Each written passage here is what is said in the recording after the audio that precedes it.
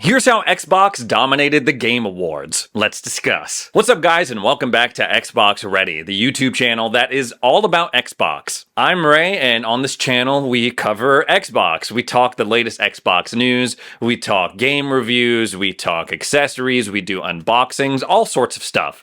And today we're going to be talking about Xbox's excellent presence at last night's Game Awards. Yes, I'm filming this the day after. I'm kind of tired, I'm kind of sluggish, but I was lucky enough to be invited back to the Game Awards, and I had a great time, especially because Xbox gave us a lot of exciting stuff to talk about on the channel. Before I get into that, let's take a walk down memory lane. Let's go back to December 2022. Now, as a reminder, 2022 was not a hot year for Xbox. They had major projects like Redfall and Starfield delayed out of 2022 into 2023, which was a huge bummer, and left the rest of their first-party offerings pretty anemic. Yes, they had the official release of Grounded, which is really cool, and they had some smaller exclusives like Pentiment and other games like As Dusk Falls being added day one to Game Pass. But in a year where PlayStation was releasing games like Horizon Forbidden West and God of War Ragnaroks, a lot of fans were left wanting. And literally last year, as I was getting ready to go to the Game Awards, the little pre-party Xbox mixer beforehand, we got news that the FTC was suing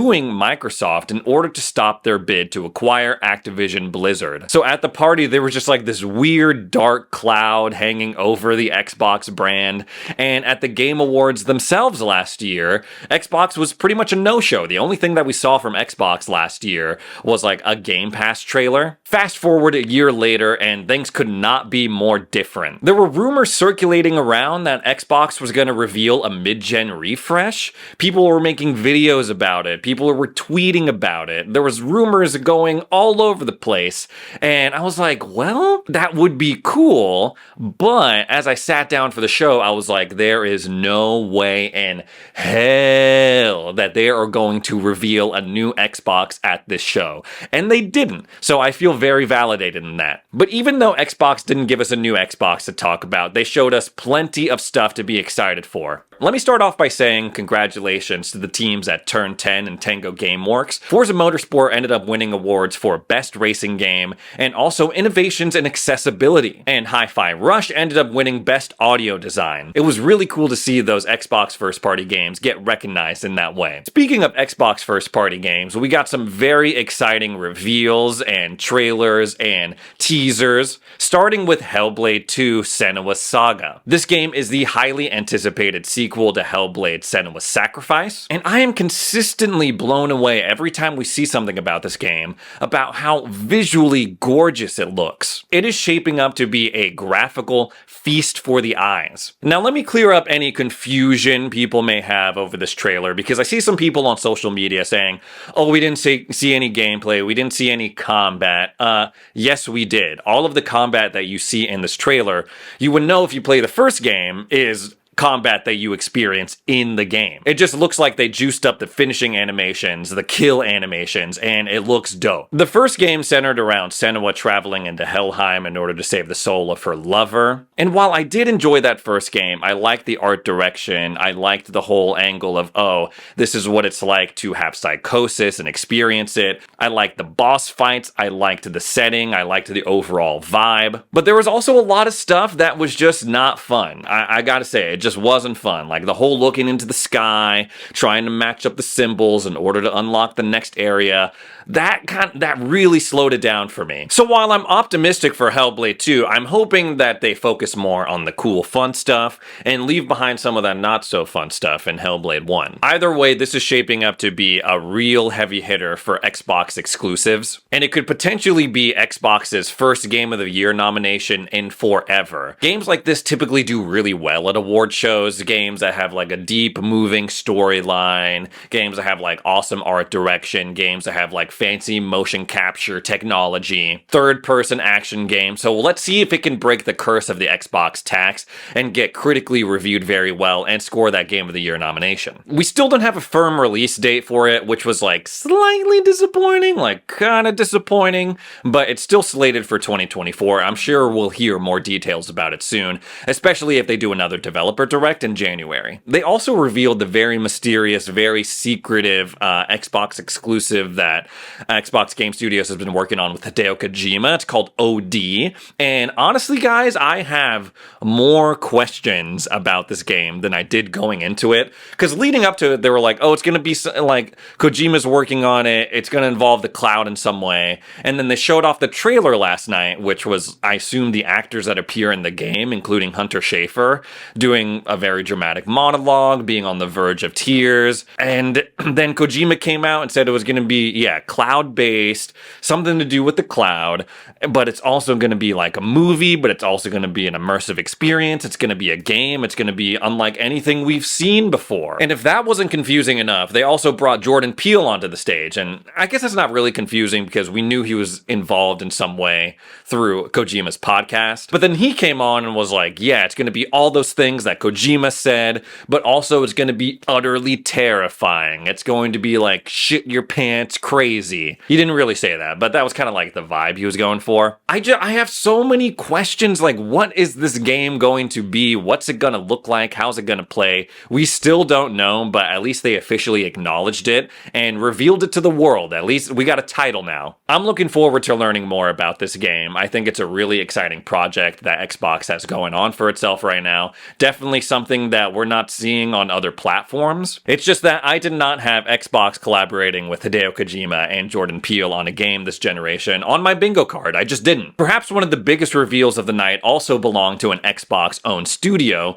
Arcane Leon revealed their next game, and no, it is not Dishonored 3. It is not Deathloop 2. It is a Blade game. Literally, Blade, like from Marvel, half vampire who goes around hunting other vampires. Yeah, that Blade. The game is going to be another super-powered shooter, but unlike their previous games, this game is going to be third person, not first person. It's going to be set in Paris, and I am very, very excited about this. Xbox fans should be excited about this. With the rise of Spider-Man's popularity over the past couple of years on PlayStation, fans have practically been begging for Xbox to have their own superhero IP, and we got it last night. Now again, I'm going to clear up some confusion. I see a lot of people saying, oh, Blade, that's cool, but too bad it's made by the same people who made Redfall. And I can see why you're confused, right? Arcane is involved, there's vampires involved. Sure, I could see where the confusion is coming from, but let me be clear. Arcane Austin, Arcane Leon, pretty much, they share the Arcane name, but they're different studios. They're not even in the same country, not even in the same building, none of that. So if you're worried that Blade is going to be like another Redfall, I would not be worried about that at all. I can also see how this news can be disappointing to fans, for especially people who were hungry for a Dishonored 3 or something new.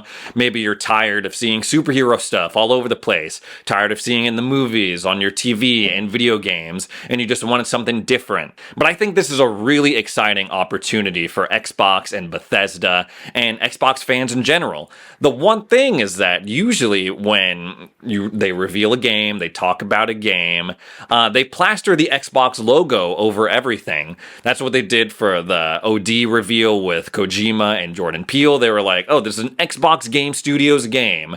Hellblade, oh, you're going to be able to play this on Game Pass, and it's Xbox exclusive. There was nothing like that for the Blade reveal. They showed off the Arcane logo, they showed off the Bethesda logo, no mention of Xbox, so they have people wondering, oh, is this going to be exclusive to Xbox like other Bethesda games, or is it going to be multi-platform? We still don't know yet. My gut tells me that this is going to be exclusive to Xbox, because I don't see why they would go back and forth, releasing Hi-Fi Rush exclusively on Xbox, releasing Starfield exclusively on Xbox, but then change their mind for this upcoming Blade game. Maybe Marvel's involvement is preventing them from saying, oh, this is exclusive to Xbox, and they haven't really worked out the deal just yet. But there's still a lot of questions as to the platforms this game is going to be released on. Even if it's not exclusive to Xbox, though, I still think it's a really exciting project for them to be working on.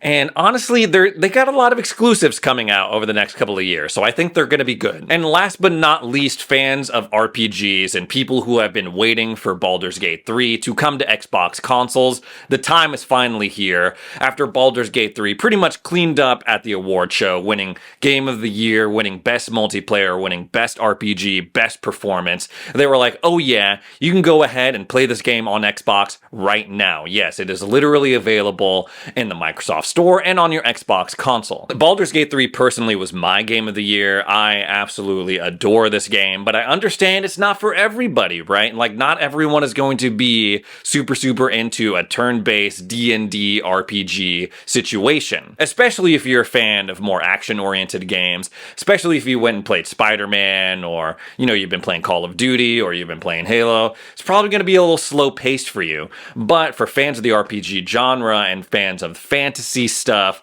I highly recommend it. I really feel like you're going to get a lot out of it. It's one of the few true RPGs left out there. I feel like role-playing game is thrown around a lot in the video game industry today, and sometimes that means like, oh, like I'm playing a character in this world, or sometimes it just means that you can level up your abilities. With Baldur's Gate 3, it is a role-playing game. The character that you make, your background, your class, all of that will affect how people interact with you. It will affect your storyline. Like, if you make an oath-bound paladin and you break your oath, there will be consequences to that. And while that may seem kind of extreme, it's like, I feel like those hard roleplay options really shape the experience into something that's super unique and fun. I'm also a big fan of the characters in this, like the NPCs that join your party. I found each of them interesting, and I wanted to learn more about their story, which is not something that happens all the time, right? When I was playing Starfield, great role-playing game, sure, but I didn't really care about, like, the characters in that game. And there are infinite possibilities for this game, like, not just in the quest, but in the overall story and in the ending.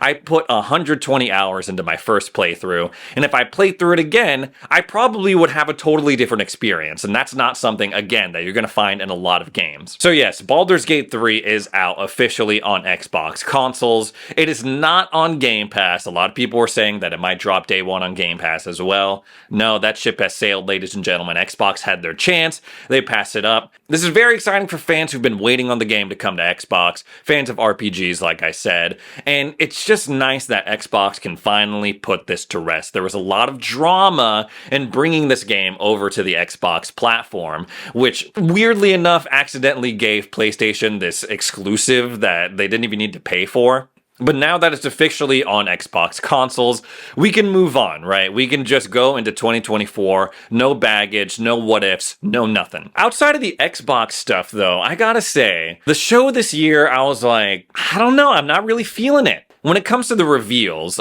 there wasn't a lot that I was excited for, straight up. And the stuff I was excited for was like the smaller stuff. I thought Windblown looked cool, the game that's being worked on by the makers of Dead Cells. Sure, yeah, the Jurassic Park game looks cool. I also really want to learn more about that new game from the makers of No Man's Sky, that kind of like open earth fantasy co-op experience. I'm into that. Yeah, sure, Monster Hunter was cool, but when it came to the reveals, I was like, meh. Yeah, whatever. Part of me feels like I could have just not watched a show. I could have watched the Steelers play the Patriots, had a good time, and then just like caught up on the bullet list of what was shown and got the same experience. I thought the reveals were so-so, and on top of that, like, for a thing that's called the Game Awards, they didn't really spend too much time on the actual award giving, the award ceremony, whatever you want to call it. That's something that a lot of people have been critical on social media. A lot of influencers, a lot of content creators, a lot of people who were in attendance at the show. But yeah, it's like there were major categories announced that were just like read off a teleprompter on the side stage. We didn't hear anything from the team or the developers behind those awards and those wins. Like Forza Motorsport won Best Racing Game, and I don't know if Dan Greenwald was there, but Chris Isaki, who is a creative director at Turn 10, was definitely there. I would have loved to hear what he had to say about winning Best Racing Game, because, you know, I got to talk to him at the Motorsport preview event. He was so excited to launch this game. I would have liked to hear what he had to say. It's crazy, man, because like before the start of the show, they awarded Best Content Creator, and they had a whole segment of like this this VTuber, this person that doesn't even exist, but they can't have Turn 10 come up and say something about winning best racing game. It's all out of whack. And now I know it's a balance, right? Like, you want to give time to your sponsors. You want to show off those weird, like, anti-nicotine ads dressed up as game trailers. And you want to have time for the reveals and stuff. So, but like, there's got to be a better balance, right? Because this night is supposed to be about celebrating games, right? It's about looking back over the past year and celebrating the games that brought us joy, and specifically celebrating the people who brought us those games. So going forward, I feel like there could be a better balance. Maybe they split up the award show segment, like one night they have all reveals. It's all trailers, all sponsors,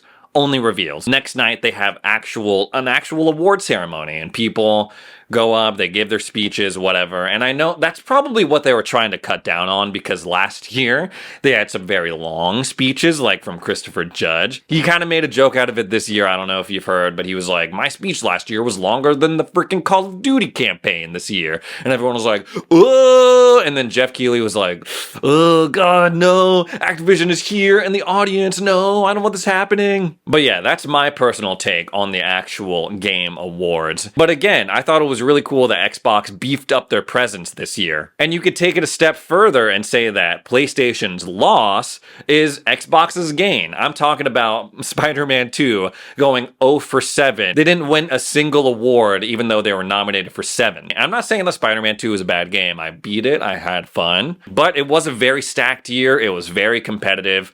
I don't feel like they were snubbed in any category in particular. Maybe Yuri Lowenthal for best performance. Maybe, but the rest of the categories, I was pretty satisfied with the wins. But of course, the discourse leading up to the Game Awards was that, oh, PlayStation rocks because Spider-Man 2 got all of these Game Award nominations, and Xbox sucks because they don't have a Game of the Year nomination, and a lot of their big heavy hitters didn't get nominated for different awards as well. And then the Game Awards happen, Spider-Man doesn't win any of those awards, and all of a sudden, the script has flipped.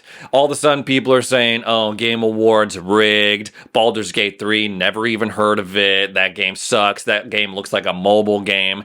Which brings me to what I was trying to tell you guys a couple of weeks ago when the nominations were announced. People love award shows. People love reviewers, content creators, whatever, until they say something that you don't agree with. And if you're one of those people, there you go. You've learned the lesson. Who cares if a game wins an award? Does that make it any more enjoyable to you? We need to stop weaponizing these award shows, these reviews. We gotta stop using them as a way to validate our love for a game or our hate for a game. Because at the end of the day, doesn't freaking matter. That's the end of the story, I guess. I'm kind of going off the rails in a video that's supposed to be about the Game Awards, about Xbox, but whatever. That's part of my daily rant. Anyways, guys, that's all the Xbox stuff that happened at the Game Awards last night. Again, very strong showing in my opinion from Xbox, especially when compared to last year. They have an amazing opportunity to take this momentum that they gathered from last night